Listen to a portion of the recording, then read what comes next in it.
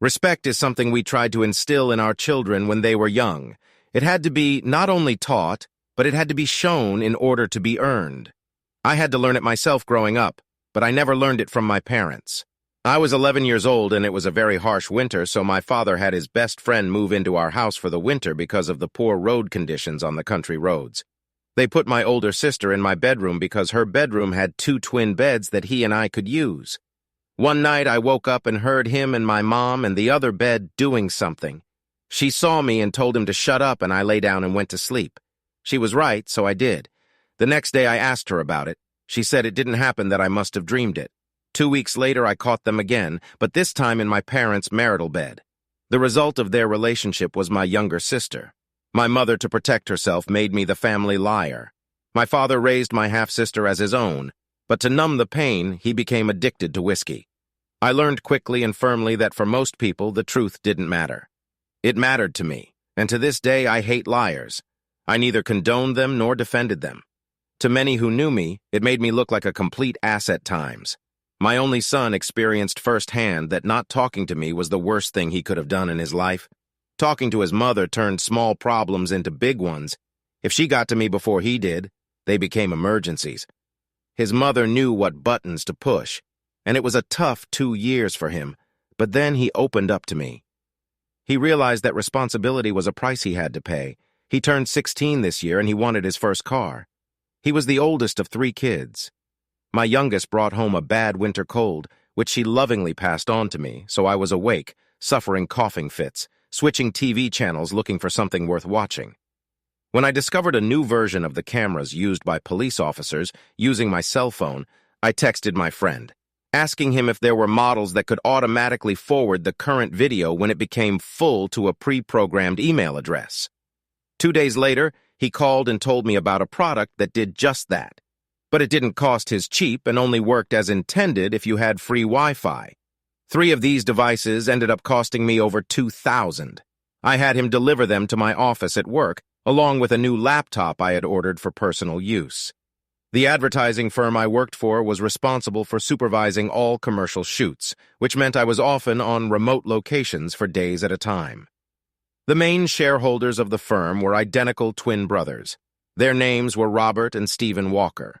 Stephen was known as a gambler and had never married. We seemed to get along very well. I had worked for them for many years and was now earning 6 figures, so life was going great for me. While I was away, if my wife needed an escort, Robert, who is gay, was the brother who stepped in. It gave him an opportunity to improve his public image. David Peters delivered them to me by showing up at my office on Friday afternoon with a few additional items for me to review. The first thing he said I needed to do was to set up an email address in the cloud to which the videos would be sent, so I created a new account just for that. The cameras were no bigger than a diamond stud. They are all motion-activated, so he had one of them embedded in the earrings. They could run for up to a week before requiring recharging, which was done wirelessly when a signal was detected. All she had to do was remove them and put them back in the box. Each camcorder had its own ID number, and she presented it to everything they sent. He asked me why I needed them. I explained that my intuition was telling me something was wrong, but I didn't know what. I wanted to see for myself if my stomach was wrong. Sunday night, I was scheduled to fly out for another trip. On Sunday, I presented Deborah, my wife of almost 18 years, with her gift, diamond earrings that dangled down from a stud. She loved them and promised to wear them the whole time I was gone. Before heading to the airport, I stopped by the office to pick out a few necessities. This gave me the opportunity to leave a note in both of my boss's offices that I would call them if there was a problem. I installed one camera in each of their offices so that it would give an uninterrupted view of their desk. Both were directly connected to the sources they needed. I flew from New York to Whistler on the west coast of British Columbia because we had a 2-week shoot scheduled for a new ski board commercial. Fortunately, there was still snow on the upper peaks. I'm not a very large man, only 5 feet 9 inches, 166 pounds with a 32-inch waist. Deborah always says I should wear socks for boys 3, 9. Her wrist was thicker than mine. We were both the same height, so around me. She never wore heels. She had a decent rack, but anything bigger than her mouth was beyond me. With her long blonde hair, she attracted the attention of many men, but always blew them away. Our life when I was home slowed down but was still fairly regular, and it seemed that our children took the example of her half of the family, so I had no reason to doubt it. As a precaution, and because we live in the city, we agreed to have our kids' DNA tested. We also fingerprinted them in case anything happened to them. On Wednesdays, while I did karate, she went to the theater, and the rest of the time we spent all of our free time together. On Fridays, we'd go out to dinner and dance because we both loved to dance. Weekends, when possible, we devoted to the kids. Deborah had her own home interior decorating company, which brought her a good income, and she had an answering service when she wasn't home. There were times when we were both loaded with work and were away from home. Both of our parents came to the rescue. As a result, our children developed deep relationships with both of them. On Monday evening, I started going through the information sent to me, sending daily updates on the laptop provided by the company. Then I opened mine and discovered 3 sent messages. The first one that caught my interest was a fight between Stephen and Robert. "I've had enough," said Robert. "Being your muse so you can entertain Deborah is no longer fun. God, if Glenn ever finds out we're screwed, he's doing the work for 3 and without his abilities will lose millions. Do you know how many clients we'll lose if he goes to our competitors? You've got to stop this now." "I can't," said Stephen. "I love her, and according to Deborah, there are 3 children are mine." "Jesus Christ, you're an idiot," said Robert. "I'm going to our corporate lawyer to ask him what we should do to protect the firm. If the truth comes out, we're all screwed. Glenn will destroy us all, and he'll have every right to do so." I went to the bathroom to throw up. I called my older cousin Gordon, an expensive divorce attorney, and got him out of bed. Let's just say he wasn't impressed when I told him what I had learned. He told me to send all the videotapes I had received to him, and he would start taking action on his end. The first thing he wanted to arrange was to get a sample of Stephen Walker's DNA. The videotapes themselves couldn't be used, but the transcripts of the conversations could. He asked me to send a copy of my firm's Human Resources Manual to his office. He asked me to find a notary public to fax him a power of attorney. Tomorrow I will get the private investigator we are working with involved in this case. They will find out when, where, and how. It's a good thing you're in Canada. If you're not around, things will be easier because their guard will be down. If all goes well, it would be a good idea to cater to them before you return. I replied that it should be in a little less than 2 weeks, but it could take longer. The next morning, I called my assistant who handled everything I needed during the shoot. I asked her to forward the instructions to my cousin's QT office. Nora said she would do so in commented. "I guess you finally found out." After answering yes, she said she would remain silent for now, but was willing to testify on my behalf if necessary. So management knew all along. I then stopped by the family doctor's office to explain that I needed to send copies of my children's DNA to the lawyer since I was drafting a new will. I charged the fee in my credit card. One of the Canadians working with us was able to get a notary. The rest of the week I just sent videos because I knew my cousin would explain everything. The rest of the week, I spent the rest of my free time fighting with myself not to go to the gym and get drunk. I now understood my father's pain. On Friday afternoon, after arranging what I could do over the weekend, I flew to Vancouver by helicopter and then drove all night to New York. After renting a car, I parked it on the next street over from my house. I was surprised to see relatives picking up our 3 children.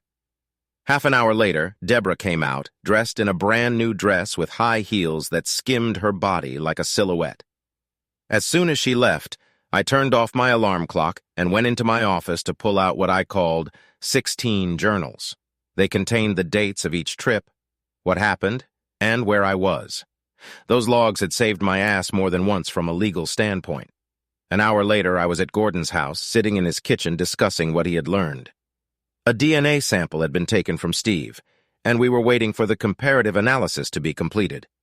They had also discovered the penthouse that the 2 had owned for 22 years. The neighbors thought they were a civilian couple, and he had proof that they were both there so regularly that the neighbors thought they worked weekends and nights. Twice a week, they had a house cleaning company come to their house. He had an affidavit confirming that they were a civil couple even before we met. Her firm's only client was a limited liability company that sold and bought inexpensive apartment buildings, then remodeled them, and sold them to new buyers at inflated prices as furnished apartments. This firm was wholly owned by Stephen Walker. The company's tax records showed that Deborah was making over $500,000 a year after expenses, but was extracting less than $80,000 for herself. My children might not be mine, but were they Stephen's? That remained to be seen. Since Deborah was playing me, had she done the same to Stephen? Gordon told me that my mother would be picking up the kids next weekend because I wasn't expected home until at least Monday. We agreed to burn the bitch, her lover and company. When she was in her primary residence, their penthouse, I would take out of the house what I felt she should have. I told him I'd be flying in Friday night. He would cancel all the cards in both names and empty half of our accounts before they were frozen by court order the day I was coming home. I flew back to Canada to finish filming, working twice as hard. Robert Walker met me at the airport as I was getting off the plane Saturday morning. He was surprised that I had finished filming early and was confused because he couldn't understand why our meeting couldn't wait until Monday. I had the company laptop with me. Over a cup of coffee, we discussed the trip and what the editing department needed to do. While we were sitting there, a gentleman approached and asked if he was Robert Walker. Robert confirmed his identity and the man said, "You have been served." Before he could utter a word, I handed him my laptop, company keys, credit cards, and pulled a letter of resignation out of my jacket. Then I explained that his brother and my wife had also tendered their resignations. His face turned white, and he asked how bad it was going to be. I replied that I was going to ram it down their throats. I have DNA that confirms Stephen is the biological father of all Deborah's children and mine. The lovers are being serviced in their penthouse right now. Remind them that they are required by court order to stay 500 feet away from my mother, children, and me. I felt like poor Robert was about to lose his last serving. I got up and started to leave. Robert pounced on me in a rage. Before airport security could get to us, he was lying on the floor with blood running down his face. He would no longer be a handsome boy were it not for the large medical expenses. My mom and kids met me as I drove into the house, opening the garage door. It was hard to inform my 2 daughters and their brother that I was not their biological father. My mom lost her temper when I told them that their mother was now with the man who had become their father in their love shack. I told them that their relationship lasts longer than your mom and I have been married. For now, you will live with me until the court rules after you all have been interviewed. The court will look at all 3 of your parents' relationships with you before making a decision. All 3 were devastated, and so was I. My mom heard someone trying to unlock the door and went to open it. I said no, that the outside alarm was still on. So I called the police, explaining that I wasn't supposed to be home and that someone was trying to break in. They said they were already responding to the silent alarm. That's when I sent the kids upstairs. They managed to get the front door open. Stephen was kicking out a window in the massive metal door, putting his hand through the door and trying to unlock the chain lock when the police showed up. Having apprehended the intruders, the policeman knocked and identified himself. When I opened the door, I saw Stephen and Deborah and handcuffs sitting in the back of the cruiser.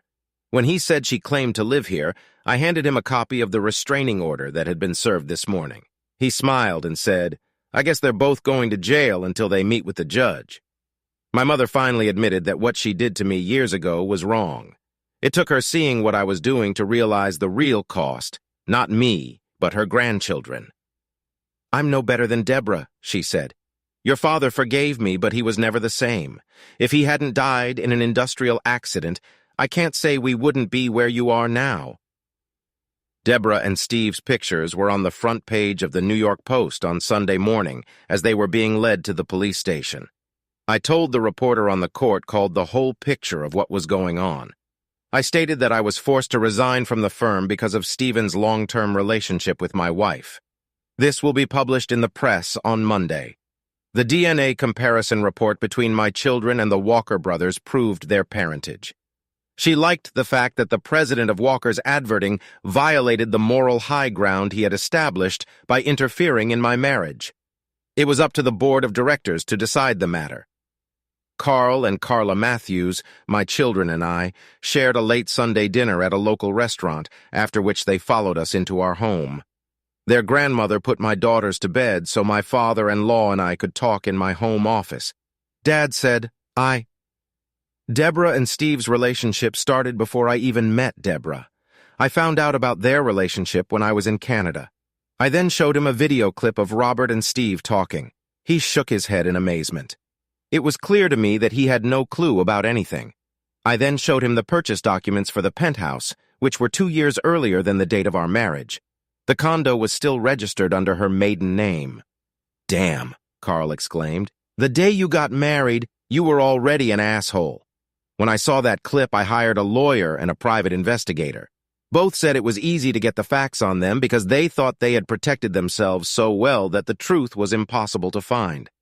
I said softly, "I'm not going to let what's going on in my life affect Mom's and your relationship with your children." I handed him my copies of court documents and reference materials.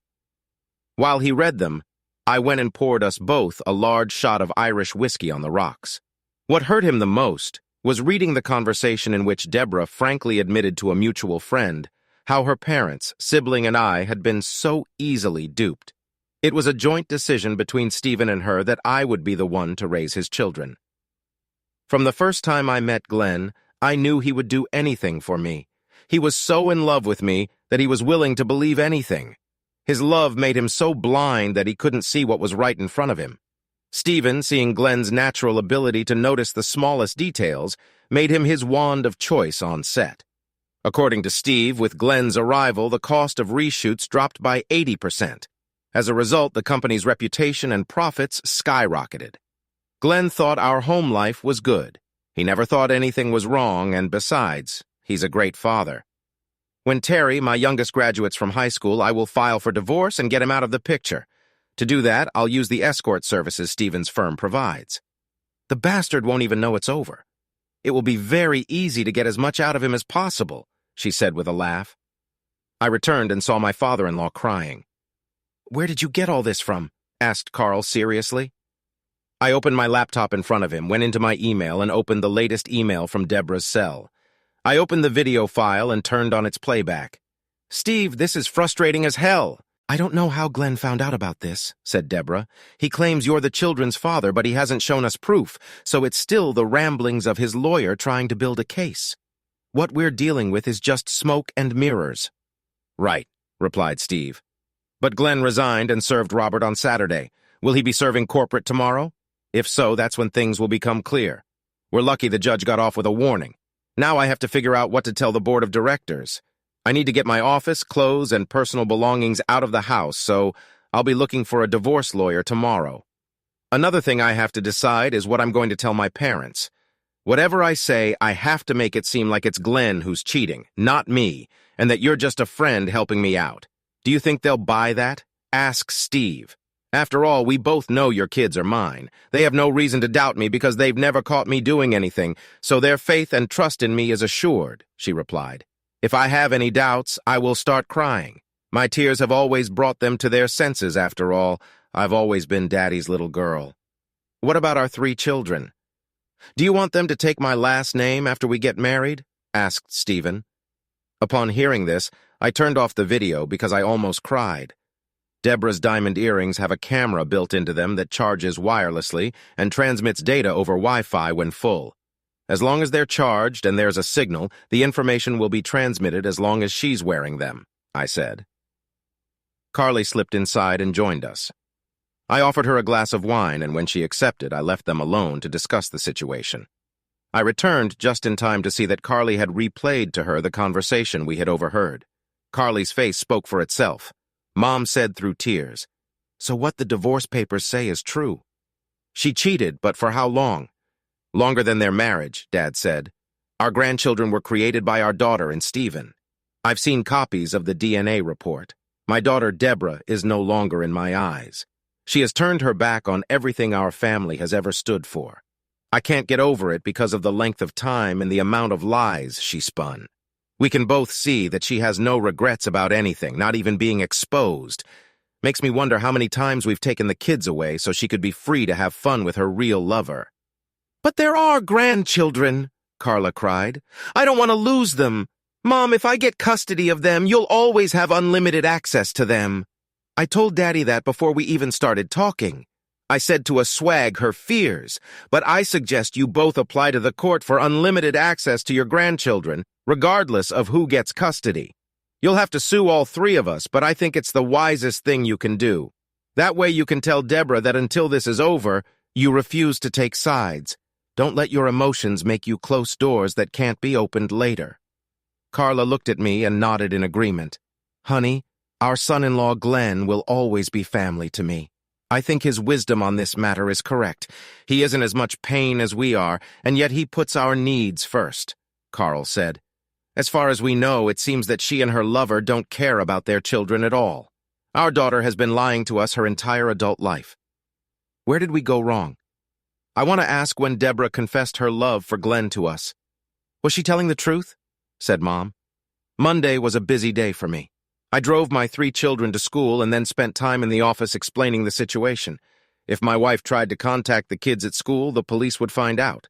My soon-to-be ex found herself an expensive divorce attorney, and my former employer's firm was sued. On Wednesday, my father-in-law filed both Deborah and me. He told me that his daughter was furious and demanded that he withdraw his lawsuit. He told her that she and her mother didn't know what to believe, but felt that their relationship with their grandchildren should be protected. He asked her why she was denied access to the children. She refused to answer. Then he informed her that I had suggested that he make that decision after our family dinner on Sunday night. "Now we know why you weren't invited. He made us promise that we would sue all of you because he didn't want our relationship with our grandchildren to suffer because of their parents' behavior. He's the one who gave us the address of your penthouse. That's how we knew where to sue you. According to city records, you are co-owners with Glenn's boss, which gives his claims more credibility." Deborah lost his temper and he hung up. This conversation told him a lot because, as human beings should, when confronted with the truth, most will run away. Fortunately, Friday was the last school day before spring break. So the in-laws, my 3 kids, my mom and I went to Disneyland for a week, leaving on Saturday and returning a week later. The trip had been planned weeks ago, but there was no way I could get a discount on Deborah's ticket. Gordon had gotten Deborah and her attorney to agree to sign a deed for her share of the house, in lieu of her corporation paying a portion of the house expenses while we were married, and to make her believe that it would not be used as a marital asset in the divorce. She didn't realize that her corporation would be one because she ran it from home, and its legal address was our residence. Walker's Human Resources Department accepted the terms of my termination. Thus, until my sick and vacation days were over, I remained an employee of the company. This gave me until the end of June to figure out what I wanted to do. When I returned from my former assistant, Nora, I learned that the board of directors had given me a chance to cool off before trying to work with me. They realized how valuable an employee I was to the firm and were getting messages from clients about whether or not I would return. Although the Walker brothers owned significant stakes in the corporation, they could both be removed for cause. In addition, the board of directors could force them to sell all of their stock. Therefore, the brothers hired an outside firm to analyze their options and deal with the consequences. Gordon allowed Deborah access to the garage where we moved all of her personal belongings after duplicating all of her corporation's business records, including all bank records while we were gone. He had a team of forensic accountants analyze all of our children's parenting expenses to date, starting with the date of conception of the oldest. Using a semi-annual interest rate, he divided the cost of each year by 3, and calculated the cost of Steve Walker's involvement in my cuckoldry, doubling it for undue stress and suffering, then added interest to bring it to present value. The second lawsuit against him was for alienation of affection. I also sued both brothers for interference with the marital relationship. I used the adultery ground against my wife. The kids had just gotten home from school when there was a knock on our front door. It was a social worker checking out a complaint about me not watching the kids. I learned that the call came from my soon-to-be ex's attorney. My son led her into the kitchen where she caught me and my daughters working together to prepare dinner. She smelled a roast cooking in the oven. When she explained why she had come, I told her to rummage through the cabinets, refrigerator, and freezer while I continued peeling potatoes. After complying with the request, I offered her a cup of coffee and pulled out a couple large mugs. "Miss, I'm sorry I didn't catch your name," I said. "This is Tricia Marsh, Mr. James," she replied. "I asked her to call me Glenn, and then suggested that if she had time, She should interview my children right now since I assumed the court would order it. Since dinner will be ready in an hour, we'd be happy to have you join us if you can, she agreed. My son Carl led her into the den and they talked while Tina and Terry helped me. After a nice dinner, Tricia talked with my daughters for a long time afterward. Carl and I did the dishes together. None of the kids had done their homework and I had to write them notes explaining why if anyone asked. Finally, Tricia and I were able to talk privately. The first thing I did was show her Stephen and Deborah's chat room. For over 16 years, you never guessed anything, Tricia said. They had it all planned out. Apparently, she wanted kids and he didn't, so they picked you to raise his kids. That's roughly how I envision it. I said, makes me wonder if I even knew the woman I was married to. I'll add to my notes that the marriage itself was a lifetime of lies on her part. The fact that the two of them planned the whole thing together makes you question whether either of them even loved children. Tricia explained, they feel like the children and you are just an inconvenience to them that they have to circumvent. Your wife's lawyer is trying to give the impression that you don't care about your children. Everything I have seen and heard in the last few hours disproves that fact. I was surprised to hear that you revealed to them that Steve is their biological father. It's nice to see that all three have made it clear that they want to stay with you. Are you listed as the father on their birth certificates? Yes, I replied. Will that be important? Very. It proves that you didn't know and have been acting as if the children were yours all along.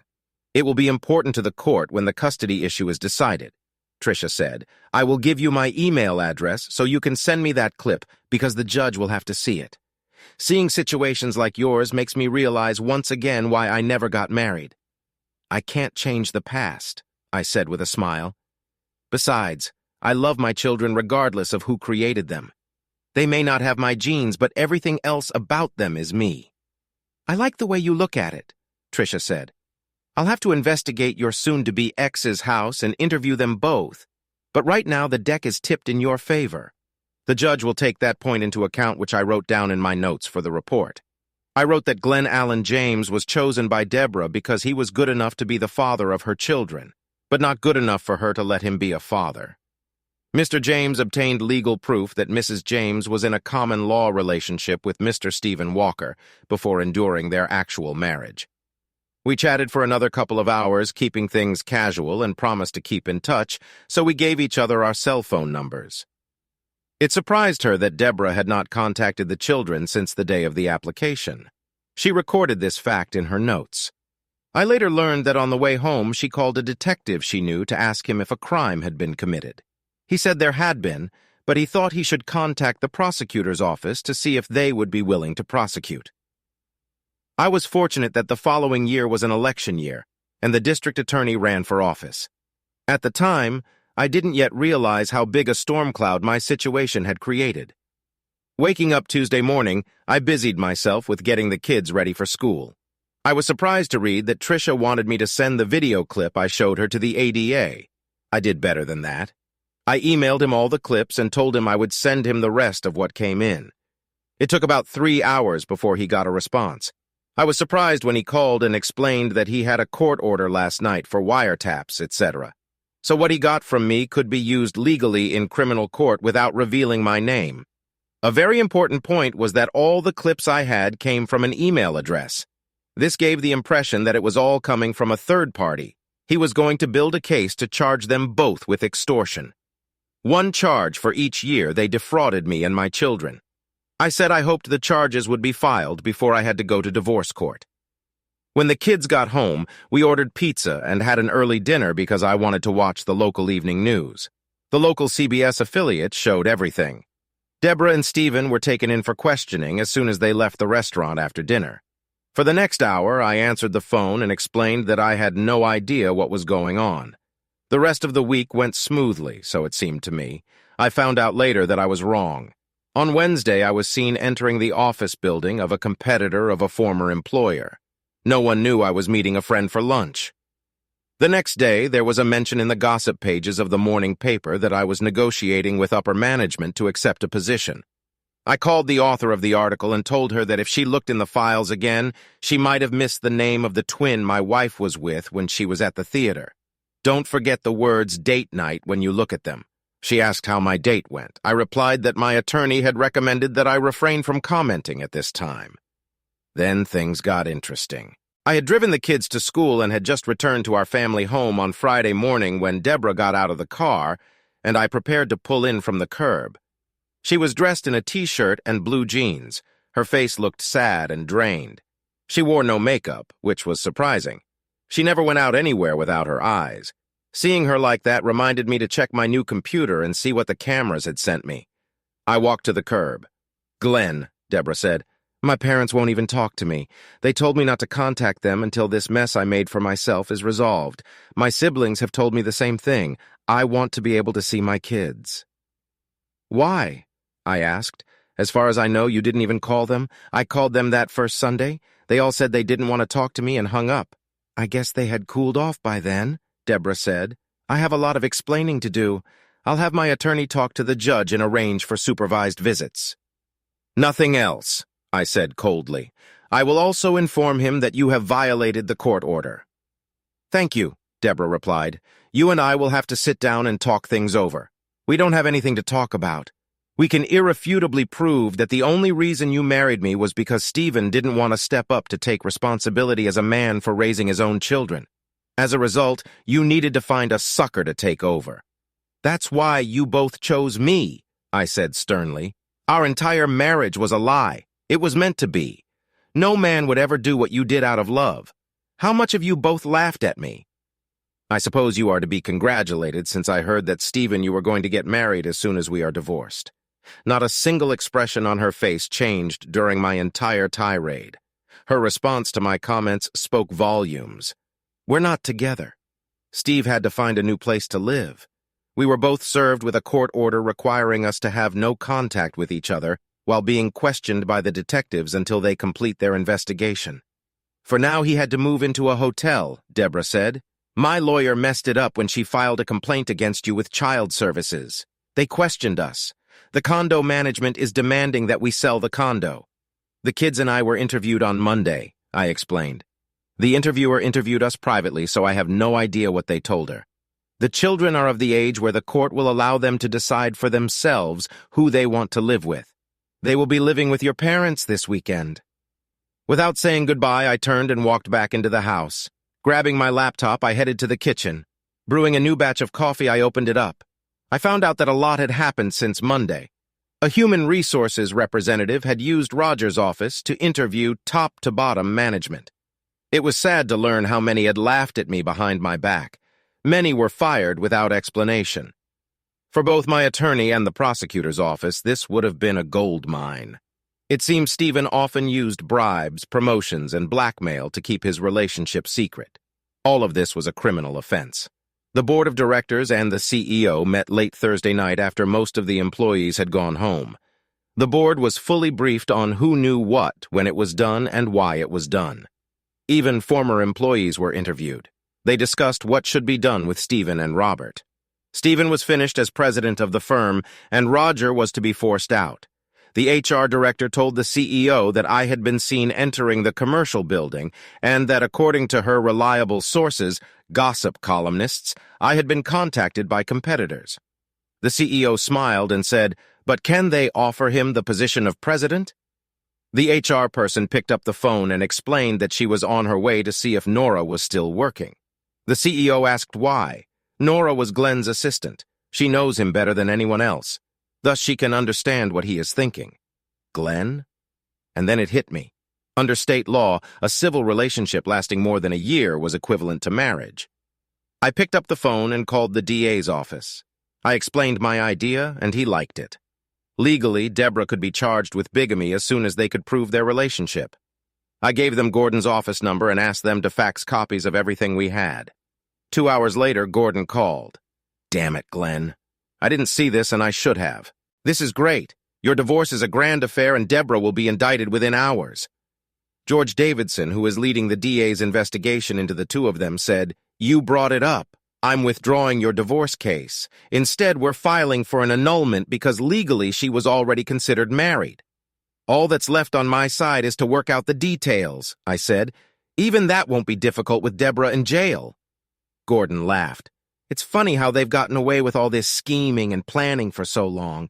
Their own behavior is what incapacitates them and makes our other suits that much stronger. Speaking of which, wait until I email everything I have backed up. Call the DA's office and see if the wiretap authorization can be extended. If so, it will save me thousands of dollars, I said. Specify that the next letter from me will include evidence of criminal offenses. Maybe not, but I'm asking that she be ordered to put your legal bill, Gordon replied. Glenn, are you serious? I've obtained copies of confessions from employees and former employees about what Steve did to keep his common law marriage secret. I'll send them to you, said I. I went back to my laptop and opened a clip of the CEO, CFO, and the head of HR talking. They all agreed that my case was futile. They could try to defend against it, but the publicity and interest in it would destroy their credibility. They agreed that they should try to settle the case for as little money as possible. Within 5 minutes, the DA's office and my attorney forwarded to them all the emails I had received. My cell phone rang. It was Nora. Hi, stranger, long time no see, how are you, I said. Glenn, everything is a mess. There hasn't been a department that hasn't been touched. In HR, everyone is being interviewed one-on-one. They brought in a notary to witness and verify. We lost some good people. Some got fired, others left, Nora said. Steve and Robert were called in. After a meeting with the CEO, security let Stephen clean off his desk and then escorted him out. Robert was told he was being stripped of all his duties until they decided his future. Is your job safe? I asked. I indicated in my resignation letter that you were the most qualified to take my position. That's what they told me. Right now, I'm acting duties. No final decision will be made until the board finds a new president. The only thing they have told me is that the person they are interested in has a situation that needs to be resolved. My intuition tells me it's you. After all, Stephen or Robert never did anything unless they consulted you first. Well, they learned with great difficulty and expense that half the time they were heard but not listened to. I optimized by focusing on the important things, ignoring all the various bells and whistles that our customers often thought were important. When presented with the final product, they were happy with our results, I said. My phone has been busy since I left, but I'm not committing to anything for now. Thank you, Glenn. You told me what I needed to know without telling me anything specific. So you're still okay with coming back? Said Nora. Depends, I laughed. You can send the Gossip Girl's email address if you have one from your personal account. No problem, but I'll send it to you from my cell phone, Nora replied. Using the email account, no one knew that I had sent the Gossip Girl all the videos that weren't part of my divorce case. Every little detail she could get out of them would be made public in print. Without naming names, she wrote in such a way that there was no doubt who she was addressing. The writer was a master of her craft. My son came running in from the living room while I was preparing for dinner. Dad, Mom, it's the early news. I walked in and scrolled back a page to see what was happening. She was being led away in handcuffs. On the next newscast, the spokesperson informed everyone that she was being charged with being married to 2 men at the same time in the eyes of the law. Can she go to jail on that charge if she is found guilty? Asked Carl. Yes, it is considered a felony in this state. What kind of sentence she gets depends on the judge, I replied. My dad used to tell me if you can't do time, don't do the crime. That stopped me from doing a lot of stupid things when I was your age. How long will they keep her? My son asked. Until she goes before a judge in compost bail, I answered. Depending on which ward she's in, she may already be released. Carl and Carla stopped by to pick up the kids. The boys would be going to the monster truck competition on Saturday morning. The girls had 2 soccer games coming up, and I needed to get out of the house. I can't believe it, Carl said. Deborah has been arrested on bigamy charges. She could get up to 10 years depending on the judge. I know, Dad, and it's going to get worse before it gets better, I replied. It seems her lover used bribes, threats, and blackmail to cover up their relationship. The DA's office got video evidence from those who were victimized by Steve. I felt sorry for Carl because his daughter must have been tearing his heart out. Suddenly, I was alone. I shouldn't have been because I was depressed mentally and emotionally. I thought this is what is called hitting rock bottom. I sat on the stairs and just cried, and my body wouldn't let me stop. Some people say depression is a form of healing or coping. If it was healing, what is hell? The human body with its emotions is a fragile thing. No matter what we plan, we cannot control when or how it will find its release. 3 hours later, I sat in a local park tossing unsalted peanuts to the squirrels, not knowing what to do. Many people don't realize how lonely divorce can be. Those you thought were friends are alienated to protect themselves. Others are alienated because they don't know what to believe. And then there's the new difference between being single and having all your friends married. Being single meant that in many situations you no longer fit in with society. I was lost in thought, completely oblivious to everything around me. I didn't see or hear the man who sat down on the other end of the bench. I saw you sitting there, and I watched you for a while. It became painfully clear to me that squirrels seemed to have become your best friends. I wondered if it had gotten to you and how you were handling Glenn. I guess I found out, said Trisha Marsh. The blues suck, don't they? You've got to find your own way to get rid of them. Easier said than done. Divorce, as I've learned, is something you have to go through alone. Most of your friends avoid you like it's contagious, I replied. Come on, I'll buy you coffee, Trisha said. No business talk, okay? I agreed. I found out that Trisha was off to do her weekly shopping, so I joined her. It was interesting to learn her tastes in food. She bought mostly frozen fast food for herself, because when she had no one to cook for, she lost interest. I knew this was the case with my mother. The problem was that their diet suffered along with it. I had my own shopping cart, and she would see me pick up a few groceries. As we approached the deli counter, I asked the vendor for 12 fresh wontons and a quarter-pound of roast duck. I hope you like wonton soup. I replied because that's what I'll make for dinner if you agree. I don't mind since we're only a block or two from my apartment, Trisha said. After washing the vegetables, she watched me cut them into equal portions. I told her I was using chicken broth because the wontons I'd gotten had more pork than beef in them. In the same manner, I chopped up the pre-prepared duck. She took out 2 pots. In one, I poured water and some salt, and in the other, I poured broth. Once the broth boiled, I added corn, water chestnut spices, and the duck. The red, yellow, and green peppers and snow peas I left for last. Once the salted water came to a boil, I added the wontons to it to boil. Before draining the water from the wontons, I added fresh vegetables to the soup and then topped the soup with 2 drops of soy sauce. After tasting it, I added some garlic powder. Finally, I added the wontons to the rest of the food and gave them time to absorb the flavor of the soup. Then I served it on the table. As soon as Trish tasted the first spoonful, she was already delighted. I had made enough for several bowls and figured she could heat up the leftovers. During our conversation, she learned that I preferred to make my wontons in large batches and freeze them. Another trick I explained was to use a little less broth and add cornstarch as a thickener to make the dish a stew that could be served over rice. When she found out how little I had spent, she was shocked. I left her house in a good mood. Trisha accepted me for who I was. Surprisingly, it was what I needed all along. Recognizing who you are helps you go a long way, and today it moved mountains. On Sunday, while reading the morning paper, I noticed a 2-page story in Gossip Cop about the former president's ongoing efforts to maintain power and control over his personal situation. This included everything from promotions, blackmail, and bribery. At the end of the article, the question was asked, is this being investigated? If not, why not? I texted Trish and asked if she wanted to go to Coney Island with me. She said yes. On our first date, we acted like teenagers. I asked her why she never got married. She explained that her career had always gotten in the way, and being called out too often was really messing up the relationship. I understood this from both sides because my career had affected me. My relatives and my children were surprised at my good mood when I met them for Sunday dinner. They all remarked that they hadn't seen me this happy in weeks. Monday morning, Nora called to let me know that I should expect a surprise visit from the chairman of the board of directors as they begin the dance to bring me back. An article that appeared in the Sunday paper made it happen because everyone knew who she was referring to.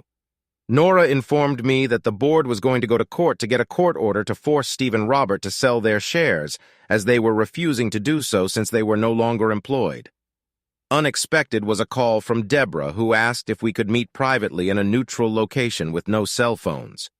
I asked her to give me 10 minutes to think about it and call her back. I called Gordon, who told me that sometimes the best place to have a private conversation is in the middle of a crowd where people can move around freely. I ended up meeting Deborah at the Nathan's hot dog stand in the park at 1 o'clock in the afternoon. We found a bench to sit on. We pulled out our cell phones and turned them off, leaving them in plain sight. "What do you need, Deborah?" I asked coldly. "I need to know if you know who's doing this to Steve and me," Deborah said bluntly. "Gossip Girl is pressuring the police, almost directing them. Steven's corporation that he founded kicked him out. Robert thinks he was kicked out too, and now you filed for an annulment. Well, Steven's problem comes from the board of directors, I believe. I have been informed that it is the source of the information the police get. Because of that, they have been able to discover facts and witnesses to events," I said. "I can't discuss anything about our situation because my lawyer doesn't want me to. Then why did you agree to meet with me? Ask Deborah. You know we have dug ourselves a huge hole. I was informed that Miss Marsh took her report to the court late last week. We were told that all the children want to stay with you. Given what Stephen and I are facing, I have to agree. Another lawyer says I'm facing a lot of jail time. If the judge hearing the case agrees that, legally speaking, I was married to Stephen. In his opinion, it comes down to a matter of interpretation as to whether it is a marriage since he does not have a marriage certificate. I need to be able to tell my 3 children that I saw you today," I replied. "They will be asking my opinion on how you look. How are they doing emotionally? Ask Deborah with genuine concern. They have their moments. At times it's bad because I can't explain or answer their questions," I said. "What questions?" "Ask Deborah, looking for a way back into their lives. What did they do to deserve such a punishment? Reply, die." Even I've asked myself that question several times. You should write a book about being married to 2 men for almost 20 years. With that kind of interest, it will become a bestseller. With those words, I got up and left. Deborah was Deborah, always thinking of herself first. She was like an old dog that would never change. Worse, I couldn't feel sorry for her because I just realized that any emotion I had left was dead. When I got home, I checked my email and was surprised to find a video of me there. Deborah's voice and my chat sounded loud and clear. I forwarded it to the gossip columnist with a huge smile on my face. On Tuesday, the gossip column printed in bold print that bigamist Deborah James was going to write a book called Tell All About Her 18 Years as the Wife of 2 Men.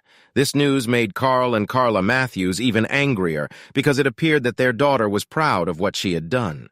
Gordon called me Wednesday night with good news. The day in divorce court had gone well. The judge agreed that in terms of state law, she was already married when we got married.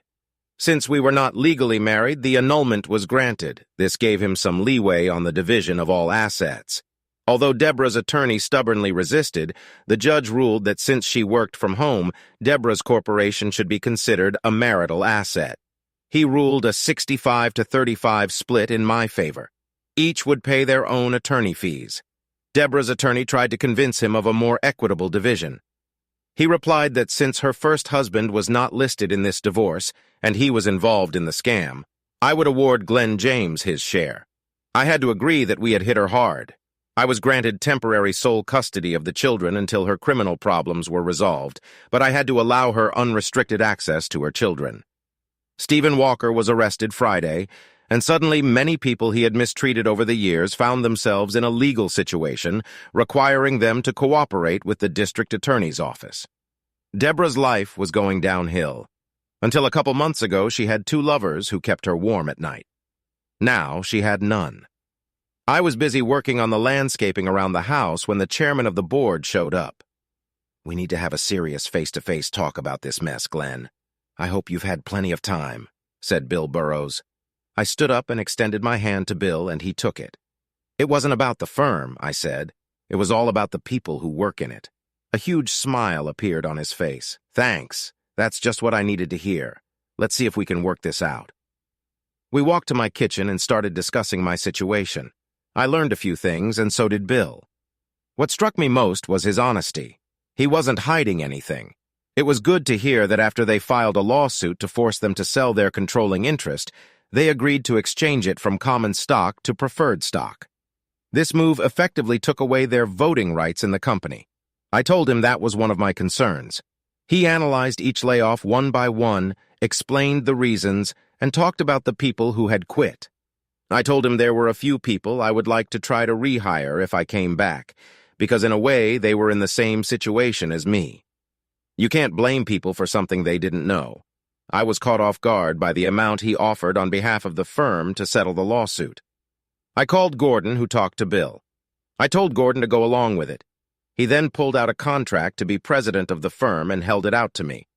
"I know you won't do anything until your lawyer gets his hands on the paycheck," Bill said. "While you're waiting for it to be ready, review this. I think you'll be more than satisfied." When he left, I marveled at the time. We had talked for over 3 hours. I called Tricia hoping she wasn't busy today. She wasn't busy. I asked her if she wanted to join my family for a holiday dinner. "What are we celebrating?" she asked. "My divorce, getting custody, settling a lawsuit against my former employer, and my possible return to work." She agreed. I called the restaurant, which had a small private section, to see if it was free. It was free. I made reservations for 8 o'clock that evening. I called my in-laws, my mom, my sister, and her husband, and they all agreed to come. I told my sister to bring the kids. I called Tricia and let her know I would pick her up at 7.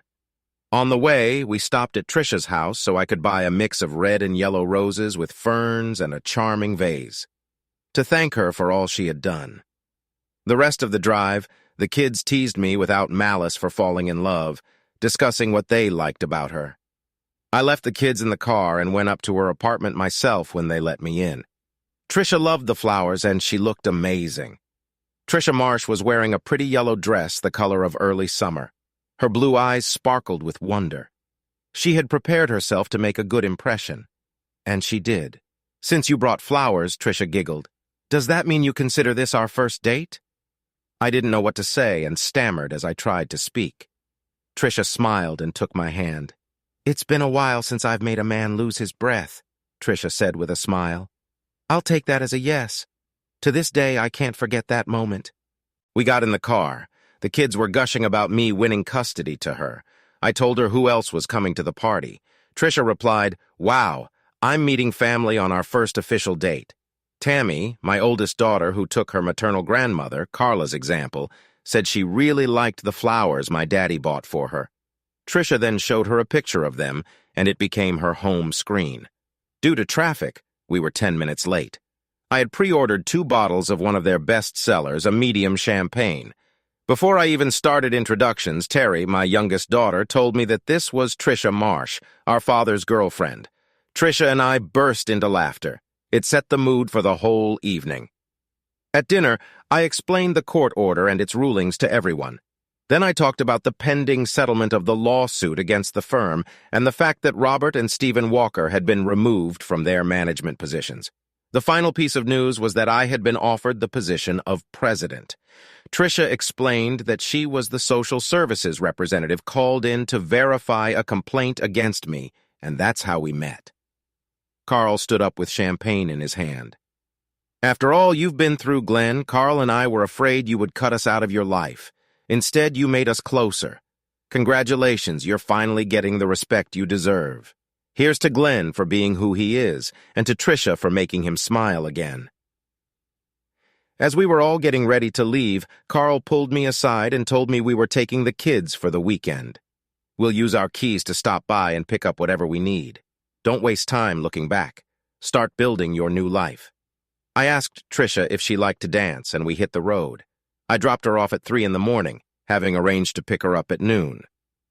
We ended up spending most of the weekend together. Monday morning, after walking the kids to school, I took my first look at the offer.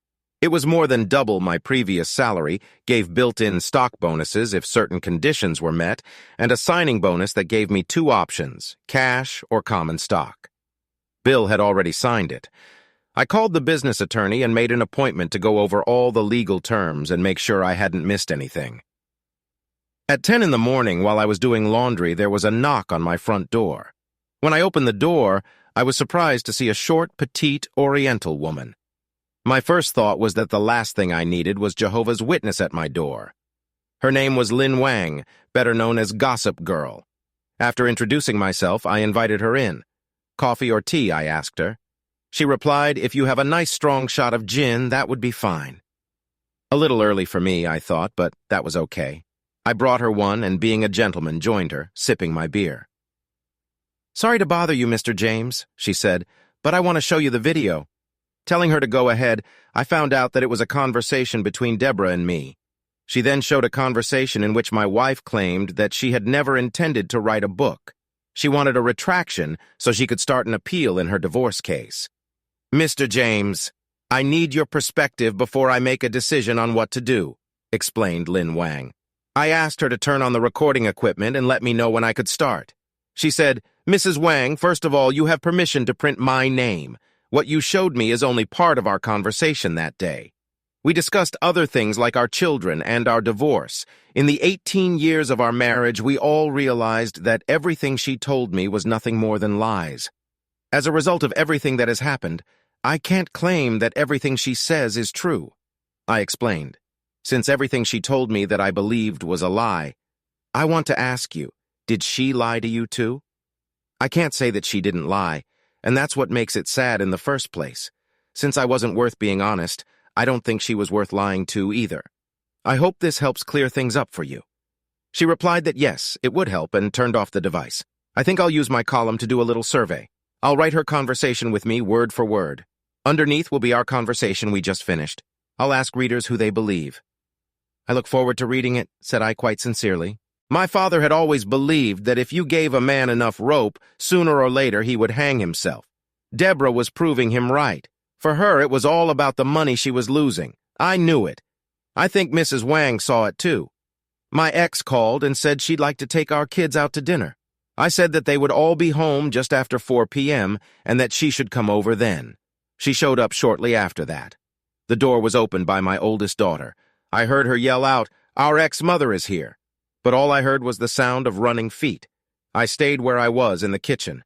I didn't want to be accused of interfering with my ex's relationship with our children." A few minutes later, I heard the front door close. Shortly afterward, my children walked in. "We told her it's too soon, Daddy. Tammy said because it is.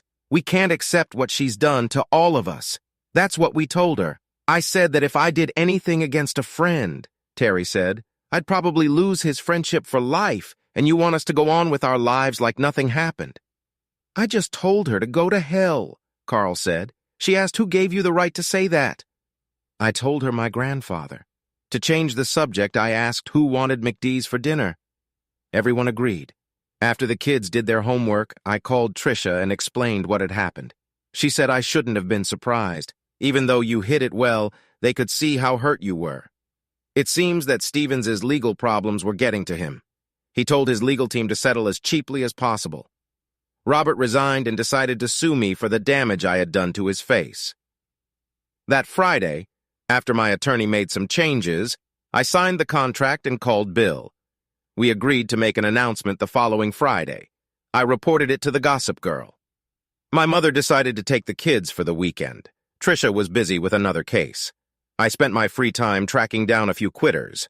Two, whom I thought were key to my reorganization plans, agreed to return as soon as I showed them my new contract, stipulating that the head of Human Resources quit or be removed from his position. I learned that they had approached her to warn her about what Stephen was doing, but they were ignored. It was very amusing to read Mrs. Wong's comments. After she recounted word for word the conversations Deborah and I had, she asked readers for their thoughts. Then she wrote, "Having met these two," she said, "I had to wonder what Deborah even found in Glenn. He gives the impression of a kind, loving, and considerate man, the kind of man any woman would want to have. Deborah is a hunter, always seeking thrills and power from those with whom she can never find the happiness she craves. She will be what you want her to be because she doesn't know herself or feel comfortable in her own skin. She puts a mask on everyone she meets, and it's not makeup on her face. Deborah James used Stephen Walker as much as he used her. That is what helped them keep their relationship alive." As I read this book, I thought it hit the spot. On Monday, I contacted a service that was looking for a housekeeper to work Monday through Friday. With my new salary level, I could afford it. I called the chairman of the board of directors and let him know what I had learned. When he found out they were telling the truth, she was let go. That night, talking to Tricia, I asked her if she knew anyone who burned out working in their field. She asked me why. I explained that I was looking for a human resources manager who had been laid off from the firm. She said she knew 2 people who were perfect for that field of work.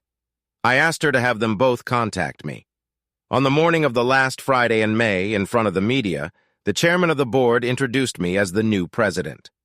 I told the media that we, as a company, had gone through a staffing crisis and were stepping up to the next level with a new team. I introduced the two new vice presidents, explaining that both of them resigned due to the behavior of the previous management team. I stated that from now on, we want all of our employees to have integrity and honesty. I introduced the new head of human resources, emphasizing that we were the first organization to hire a former social worker for this position because we wanted to develop moral and mental standards much higher than before. I asked Nora Richards, my former assistant, to stand up. We are very pleased to announce that Nora Richards has been appointed to the newly created position of vice president, handling all aspects of commercial production on our production team, I said. Nora was greeted with a round of applause. Thus, it was made clear that dedication and hard work meant something. Deborah fought the bigamy charge, lost, and is serving a sentence of 2 years minus 1 day. Stephen settled all lawsuits and is serving a 10-year sentence. Robert is appealing his defeat for the 3rd time. Trisha Marsh and I continue to date, and the kids push us to set a wedding date. Thanks for watching. I hope you enjoyed it. So subscribe to my channel and watch the next video.